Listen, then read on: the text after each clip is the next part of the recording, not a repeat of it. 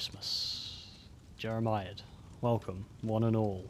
Grab a seat, grab a mulled wine, pull up a chair, sit at the table. Let the fire ease your cold, and let our rampant cynicism ease your conscience. Andy and Tom here. Hello, Tom. Merry Christmas, Andy. And a Merry Yuletide to you, sir. Today, if that's not already obvious to you, dear listeners, this will be a Christmas episode. It's December 23rd as we sit and record this. Christmas is a perplexing fixture in the calendar. It exists as many different things. It wears many different coats. But today we're probably going to talk about what we don't like about it. And there's lots not to enjoy about the most wonderful time of the year. Far be it to call us Grinches, but one can be prone to humbug. So I'm just going to start us off, Tom. One thing that bloody well annoys me about Christmas, let me tell you, living in the big city in Brumtown in the 0121, Christmas markets. Oh my gosh. Oh my gosh. And there's a few things that annoy me about it, let me tell you. And it's not just how much of a nightmare logistically those markets make the city centre, or not even just the city centre, actually just getting into Birmingham itself in general. But it's kind of grown out of all sense or reason. The Christmas markets are not restricted to Christmas at all. They seem to run on a time frame of their own. And in a way, I believe it epitomises the rampant consumeristic holiday that Christmas has become. And we'll get into that a little bit later, folks. But mainly because Christmas markets, but, the 1st of November, and there we go. They're up, ready to take your hard-earned dollars, ready to make people feel festive. I completely agree. It does seem to get sort of earlier and earlier each year. It does. They seem to just lose their shame almost. There's no dignity in it. It's unashamedly just pushing Christmas forward, widening that period of spend. Yes, is effectively what they're doing. They're getting people to spend earlier. They're building the hype earlier, and it kind of just loses its special quality. Like if you put the lights up too early, and they're there for months, it's kind of like, well, you kind of forget it's almost a thing. I mean, yeah, it's the same in Sheffield. The lights the market went up like in the first week of November, and I'm not a fan of crowds anyway. But just trying to just getting through that market, and it's very narrow. It was really tacky as well this year. They're always tacky, I find. Yeah, they kind of have like this kind of faux log cabin kind of vibe. Yes, do you know what I mean? yeah. Like, but it's all just really plasticky and sort of. And they had a Santa's grotto on the moor, and it looked really kind of sad. Like you had like the little kids and stuff lining up to go into like Santa's little grotto, but it was just like this tiny little like kind of gazebo, and yeah, it just looked sort of cheap, kind of nasty almost. So it's kind of like they're going up earlier. It seems like they're putting less effort in. They're not trying to diversify it in any way. It's that you can go to a Christmas market in any major UK city and you'd have no idea which city you're in. They're all the same. It's the same expendable kind of cheap Yep. sort of Christmas. And there's like a vague German theme to most of them. There's always like the bratwurst and the... Yeah, because you've got to have that exotic flair, to make people think it's... I mean, imagine if it was like a Walsall-themed Christmas market, Who would engage with that? But they have the stodgy bratwurst, the watered-down wine, the incessant tankards of beer. And one thing it does encourage is a tendency to loiter within the people. People lose their sort of spatial awareness, don't they? They just stand in your way. But they kind of feel like, well, I'm at the market. I've paid my due to be here, this expensive beer. So if I want to stand in your way and just, like, brave the cold because now it's fun, because I've got an overpriced drink, then I will. Yeah. I mean, I would go as far to say that Christmas markets can be one of the most insipid, vulgar, and torturous experiences thrust upon man in this modern society. There was someone I was talking to recently who told me they've got a young child, and they were talking about their Christmas experience from last year and how they'd bought the young child quite a few different gifts, different toys, things to play with. And they painted a picture. They were actually upset because he opened one present and just wanted to play with that one present. And they took the point of view. They were like, well, no, come on, you've got these other ones to open. Open this other one. And they were almost annoyed that he wasn't getting it. I was gobsmacked hearing this. I kind of thought, well, what's the point then of you buying the gift that you've bought him if all you want is for him to open it and then move on to the next one?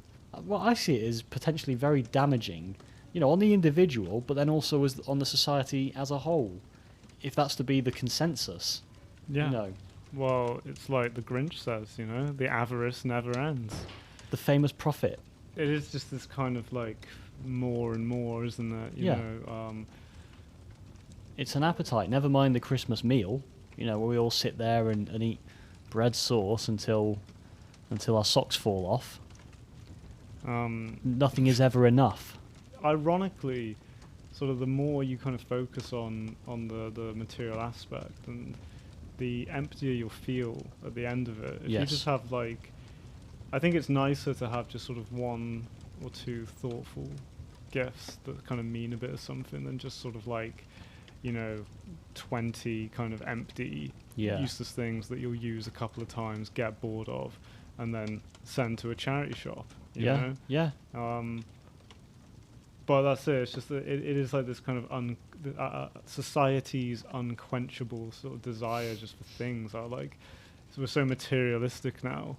That's all it's about, and even just like small little. And this is one particular trend I found quite alarming. Is even just like the small little novelties of Christmas have slowly been consumed under this materialistic aspect. For example, advent calendars. Oh yeah, advent calendars. Yeah, something close to my heart. Advent calendars were always just a nice little treat to sort of begin the festive countdown. Just a little, just a simple Cadbury's Dairy Milk or whatever it was, just for the kids. That's when I really felt like it was Christmas. I'd come down on the 1st, get my calendar, and that was just like a fun, nothing big. I never expected anything much, just like a little bit of chocolate. And that's all it was. It was just like an innocent kind of nice little thing to do. But now we see that all these different companies are sort of usurping the calendar for their own gains, and it's filthy, and they're corrupting it. And I've compiled here a list. Have you now? I have, yeah. I've done quite a bit of research on this. And have you, sorry, might I just ask, have you checked your list twice? I have, yeah. I've checked it thrice. Oh. Just to make sure I've got it all correct. So these are all real advent calendars. Bear in mind, not all of them, well, a lot of them actually don't go up to 24. A lot of them only do 12. So you're not even getting the full month here. But these are all real, and I'm going to just list them off. And bear in mind as well, a lot of these aren't just made by one company. So for the first one on the list is coffee. Okay. And there's about 6 or 7 different companies that now make coffee advent calendars. Coffee, scented candles, gourmet popcorn, Danish gummies, Brewdog craft ales, socks, spices and seasoning, jigsaws, premium gin, lace thong, shortbread, assorted toiletries, makeup, jams, Lego Harry Potter, tea, artisan cheese, organic farm produce, coffee pods, gourmet marshmallow, regular or boozy, craft gin, Christmas cocktail, Wedgwood Christmas decorations, Play-Doh, electronic games, vintage toys, jewelry, stationery, whiskey, wellness, wooden knickknacks, dog treats, skincare, sex toys, brownies, loose leaf tea, marzipan, gluten-free brownies, artisan biscuits, marmalade, nuts, cat treats, William Morris at home, whatever the fuck that is, Pokemon, Playmobil, wax melts, rubber ducks, gramophone music box, ramen noodles, science experiments, sexual wellness, sewing accessories, seeds, friend stationery, toolkit, build your own retro FM radio, beard grooming, personalised Spotify, Nightmare Before Christmas Funko Pops, face masks, selfie props, Pringles, hot sauce, a 1/43 scale build-your-own VW camper van, Marvel figurines, bath bombs, embroidery kits, hair ties, nail polish, urban botanist plant adventure, organic honey, cryptic puzzles. Jesus. Not to take the Lord's name in vain there, but wow.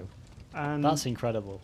that's, ridiculous. And some of these were spent. The most expensive one, this was being sold at John Lewis, retail price, was the Wedgwood Christmas decorations, £860.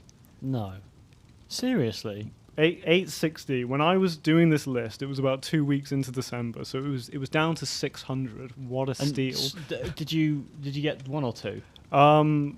3. I've noticed some lovely decorations around the place. The that you've Wedgwood. clearly. That's the logo. I see now. The Wedgwood.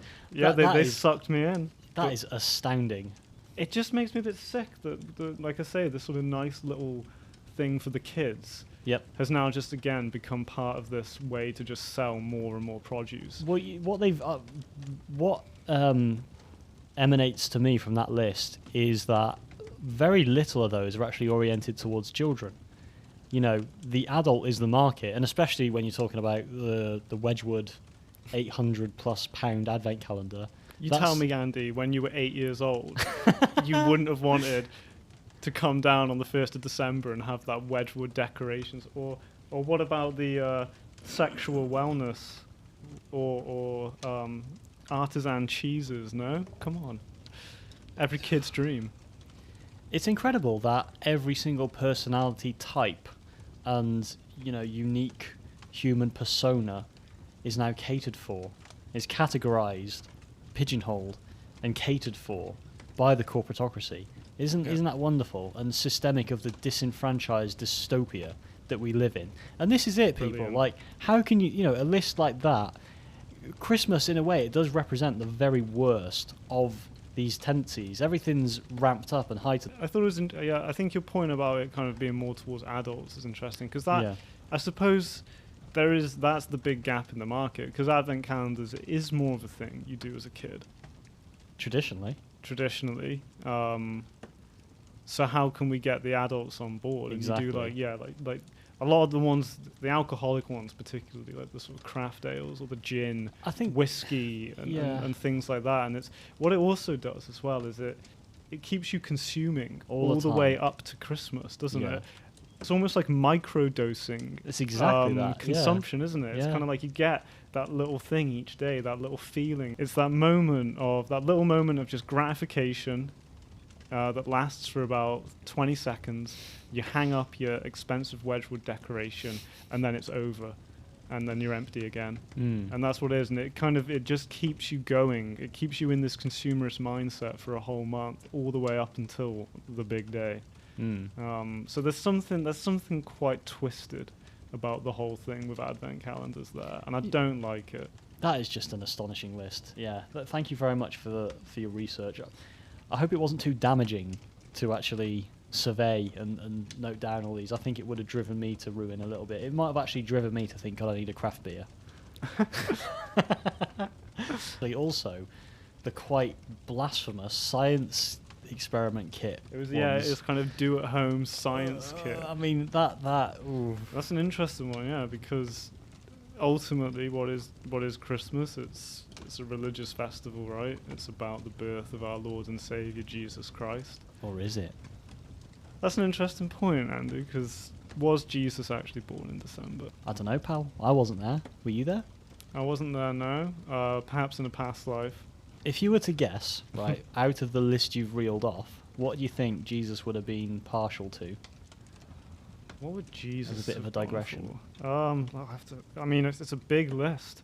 Strikes me as a guy who would appreciate the brand loyalty, I think maybe the beard grooming, because he did have a good point. beard. That is a good point, yeah. He loved the tipple, didn't he? He loved the tipple. There's no wine in there. Maybe he would have gone for a wine one. Or was Did there I a leave wine wine off? You know what? Oh, well, I mean... I did. I think if anyone's heard that list and thought, God, there's not wine advent calendars, rest assured, if there's gin advent calendars, No, there's pretty much every alcohol under the sun. There's definitely wine Tequila? ones. That I can't confirm. But there definitely were. I think I just kind of ignored it because it just kept coming up on every list of calendars. He would have had a wine one for sure. But yeah, no, but it's an interesting point that what we're kind of discussing is how this sort of, I mean, what was originally a religious festival that was, I mean, Christmas really is more about giving, isn't it? And it's about family, and sort of, coming together and appreciating like your loved ones and celebrating the birth of Jesus. But even that itself is kind of built on something of a lie because Jesus wasn't born in December. The reason we have Christmas at this time of year is to Christianize. A lot of the process of Christianization was about assimilation, rather than sort of forceful conformity to religion. What they did quite carefully, and this is how Christianity has become such a popular religion. It's never sort of gone to places and sort of been like, right, you're going to be Christian now. It's always carefully kind of, almost come in disguise and kind of slowly infiltrated sort of pre-existing traditions and kind of almost like a kind of venom. It's a carbon copy. Exactly. So obviously this time of year you have the winter solstice, which is Yuletide. That's what Yule traditionally is. And so a lot of pagan religions would celebrate the winter solstice as the shortest day of the year. And so like and a lot of the actual Christmas traditions come from the sort of pagan ones. Like feasting, for example. You'd have a big winter solstice feast. That's like your Christmas dinner. Gift giving was a thing back then, carols and stuff, singing songs. So yeah, that's the reason Christmas is this time of year, because Jesus was probably born more in the spring, given that like a little spring lamb. Exactly. Well, given that the shepherd brought the lambs to Jesus, that's more like. So even it's funny, really, that the commercialization is a corruption of a religious festival that is itself founded somewhat on a lie. So really, you sort of peel back each layer, and it just gets worse and worse. It's almost. a mouldy onion. It's atrocious, and Christmas actually never really used to be as commercial as it was. If you go back to the medieval period, there was feasting. Feasting was probably the main thing, but you can sort of trace it back to the Victorian era, and actually Charles Dickens played a big role with reviving Christmas almost. It kind of gone a bit out of fashion. Yeah. Then you had A Christmas Carol, which was hugely popular, and Queen Victoria and her husband, Prince Albert, who came from Germany, he brought over some, like the Christmas tree, Christmas cards. These were sort of German traditions that came over. The Victorian period anyway was one of massive commercialization and consumerism, because you had the Industrial Revolution. Yep. So that's really when capitalism began. Before that, but I think you can sort of say that's when kind of aggressive modern capitalism as we know it sort of began, and Christmas was very much a victim of that, and that's where we can trace it back. But I think, Andy, you'd agree that there was one company in particular that really kind of took Christmas by the proverbial sort of balls and just made it their own. Yeah, one company in particular. That has their greasy palms wrapped around the tree. They're tearing off the branches and selling it to you at 10 times the cost. Ladies and gentlemen, I introduce Coca-Cola. One of the most questionable corporations to exist in terms of the impact they've had on the world, and yet what they actually offer to the world and produce. In our more recent history and the context of the Christmas that we know today, when people perceive Christmas, the image that they have of it, it's heavily associated with Coca-Cola, because Coca-Cola effectively manufactured the version that we have of it, the same way they manufacture the glass bottles or the plastic bottles, the same way they talk about their environmental aims of wanting to recycle every bottle or can they sell by 2030, even though that will never happen because they themselves don't provide the infrastructure for countries without it, where they sell heavily into those markets. But hey, that's a different rant.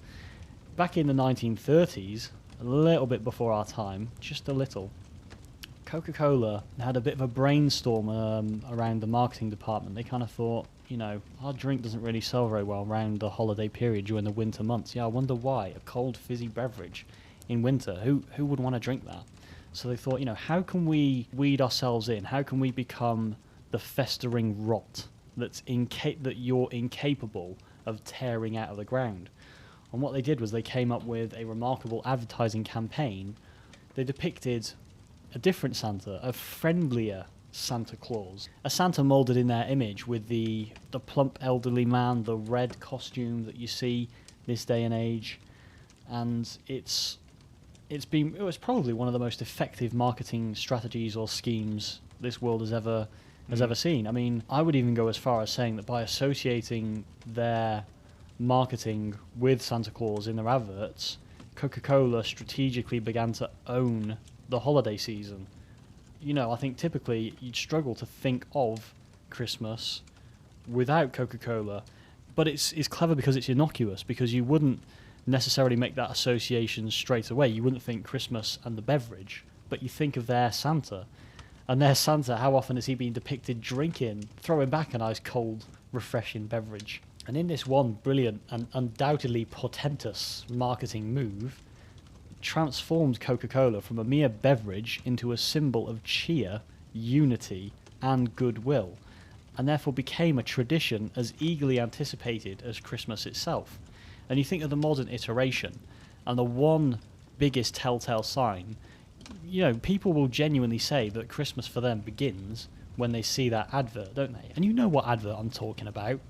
The Coca-Cola lorry comes along, they roll out those adverts, and people will genuinely wait for that as their indicator that the holiday season has begun. And again, it's a nuance, isn't it? But, if you're waiting for a company or a corporation to tell you when you can celebrate Christmas, of course they're also telling you how to celebrate Christmas with an ice cold, refreshing Coca-Cola. And for me, I just think that's incredibly damaging. It's something that just is established and is celebrated. So manipulative, isn't it? Oh, incredibly so. It's clever, and you have to kind of admire it in some ways. It's overtly associating Christmas with Coca-Cola. And Santa Claus is you think about it, he's the perfect brand ambassador. Yeah. I mean, he's literally the perfect symbolism of everything that's good. He gives, he doesn't ask, he helps the children. He's never going to be involved in any scandal. He's like the ideal brand ambassador, and exactly what you said, associating themselves with sort of that goodwill and cheer, and basically to an extent becoming like the kind of face of Christmas, as it were.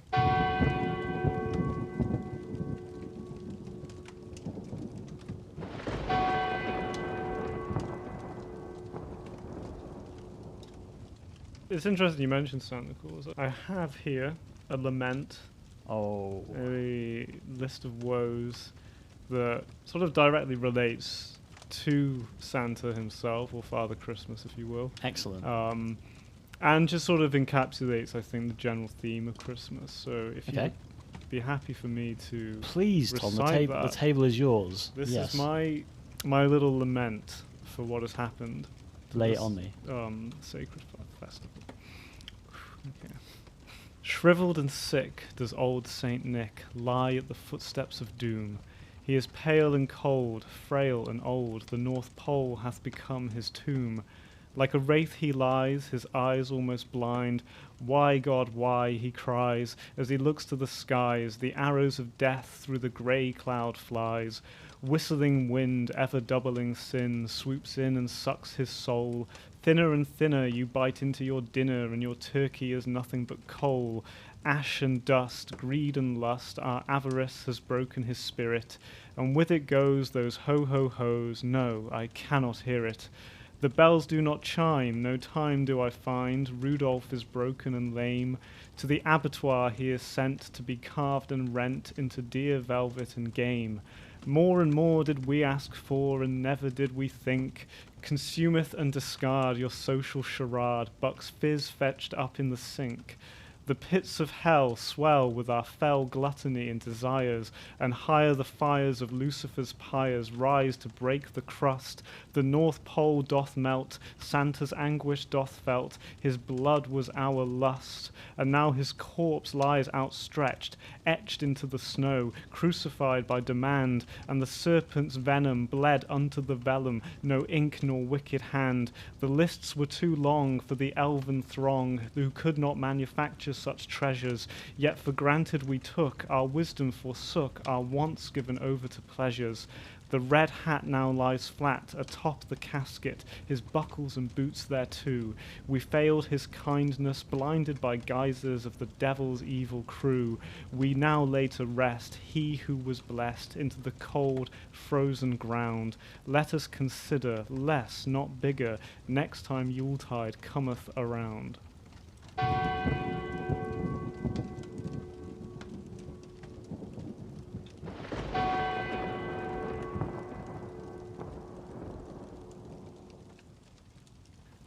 Wow. Take a bow, please, sir. Thank you. That was incredible. You'll have to run that back once or twice, listeners. That was packed. That was dense. That was Christmas in a shell of a nut. And let's just spare a moment for the poor carcass of Saint Nick. Yeah, I think you've hit the nail on the head there. I feel like I should have a bell to just ring, to toll. And I kind of like this sort of image of sort of a withered Father Christmas. You know, he's not fat anymore. You know, his skin He's is thawed out. His skin is all sort of saggy, and you can see his ribs, and his jacket is tattered, and you know he's spent.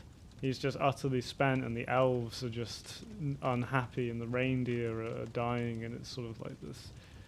That's kind of what Christmas is becoming. Yeah, the almost. reality behind your neatly packed package. I'll tell you what, that'll be a comparative for Christmas number 1 next year.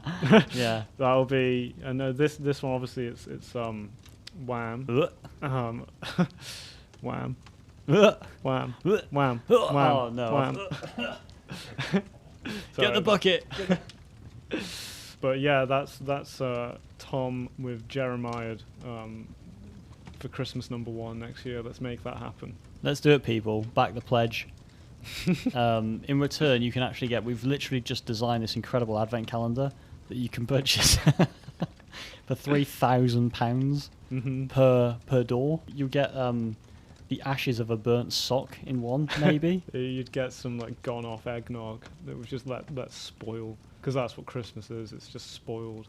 Maybe just like a needle that you reach in and it just pricks you, and that's what you get for your greed. Yeah, the haystack. You're constantly searching for that gift, for that thing, for that next dopamine hit. Yeah. And actually you come away with pricks of a needle that's been used before, and then you have this festering illness coursing through your body that you have to live with for the rest of your life. And this illness is known as nothing other than consumerism. Break the shackles. Rise up. Tell your boss to go themselves. Symptoms include feeling empty despite having so many material objects, not being able to enjoy the sort of more wholesome things in life, and having a very bad credit score, because you know, and this is one thing I kind of think. I think a lot of people live beyond their means when it comes to Christmas, because there's this idea that everything has to be perfect, that you've got to spend big. And I think that's a bit of and again, this is a myth perpetuated by companies. Yeah. But like, for Christmas to be special, for it to be, you know, something good, you've got to like go out and you've got to buy fancy gifts. You've got to spend 800 quid on a Wedgwood calendar. Yeah, exactly. You know, but people get so sort of caught up in this, and they've got to get their kids like the latest games consoles and iPads, and you know, all these just, you know, really expensive things, and you just don't need it. I think it's much nicer to just have like 1 or 2 sort of more meaningful gifts. You know, I don't really care what people spend on me. I'd rather just like something a bit cheap, or even just something, you know, like handmade or whatever. Absolutely. It means a whole lot more. Well, you think about whenever Christmas is portrayed in mass media, any film that you've ever seen that is a Christmas film, probably apart from... No, even Die Hard, actually. You know, under the tree, there's always mountains of gifts, aren't there? You know, it's never the case of Mum's taking time and she's drawn this this beautiful sketch for you. You know, she's done a wonderful portrait, this heartfelt gift. It's just like you're showered with mountains. That is the happy Christmas image that people dream of on Christmas Eve, that kids wake up and dream of, and become kind of disappointed if they don't get. The notion of what actually is a gift has become so obscured. You know, I know we did touch on it earlier, those materialistic tendencies, it brings the golem out of everyone, really. Again, that there's a lasting impact from that. A lot of people fall for or approach Christmas with the notion of, whether they do it consciously or not, but love bombing, as they term it, which is effectively, or trying to buy people's love. So, you know, you think that, or people think that because they've spent X amount on a gift, then that is a representation of their affection, of their love, their feelings towards you. And it's shallow, more than anything else. They sort of equate the monetary value of something with how much that person cares, or how much they think it shows that they care. The value of a gift isn't really intrinsic to how good or how meaningful a gift is. Do you know what I mean? Like, if I bought you, I mean, I could spend £860 on the Wedgwood decorations. Well, if I bought that for you, you know, I've just spent 860 quid on you. Well, this is the thing, Tom. Sorry to interrupt. I'm very glad that you've mentioned this here, because I'm actually extremely hurt that you haven't bought that for me. We've known each other many years. You know, I know that you've got a good bit of wedge from a certain TV appearance, and I'm sat here. My house isn't decorated. I'm just saying that, you know. You're just gonna call me out on the podcast like that. Listeners, please bear with us while we just engage in fisticuffs. The point I was making. Sorry, yes. Was that, like, I could buy that for you, but that's no good to you, because you don't, correct me if I'm wrong, you don't really care about, like, Wedgwood Christmas decorations. How dare you?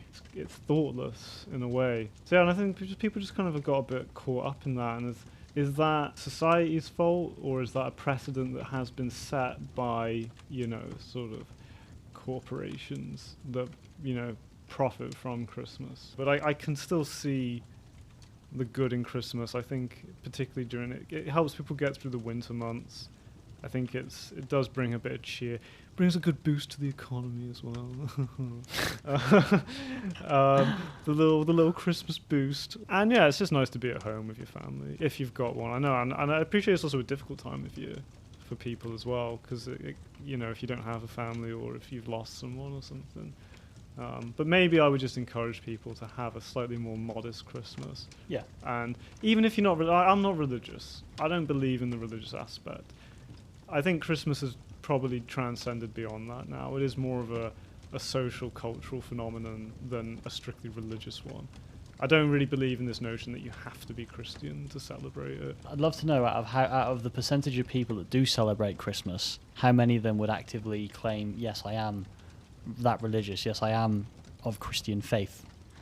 It's probably not that high. Not at all. No. Probably not that high. And they should be the ones on this podcast.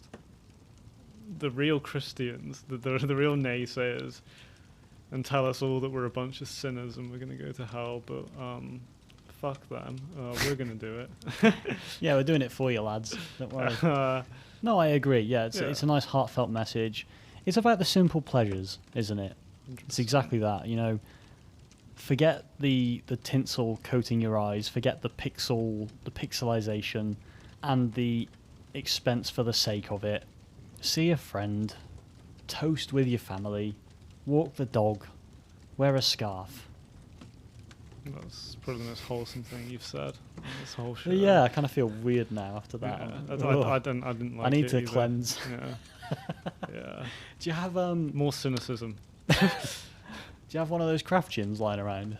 What are you on, day 4 now? We can crack one open. Yeah. So it's the 23rd. So my thong's itching a little bit. Yeah, I think it's a pink gin. I only drink blue. Well, Andy, I think that's us. I think the turkey's ready, isn't it? I think the turkey is ready to be thrown in the bin, because we don't eat that in shit. A symbolic rejection of American consumerism and ideals. But you know, Yuletide blessings to all you listeners and Jeremiads out there, and to you, Andy, as well. Have a magical Yuletide. But don't be fooled. You know, keep your eyes peeled, people. The snipers on the roofs. Mm. That's about as positive as I can go. Good. And fuck Coca-Cola, I guess. Yeah, don't drink none of that shit. No. Right, there we go. Thanks. Cheers, Tom.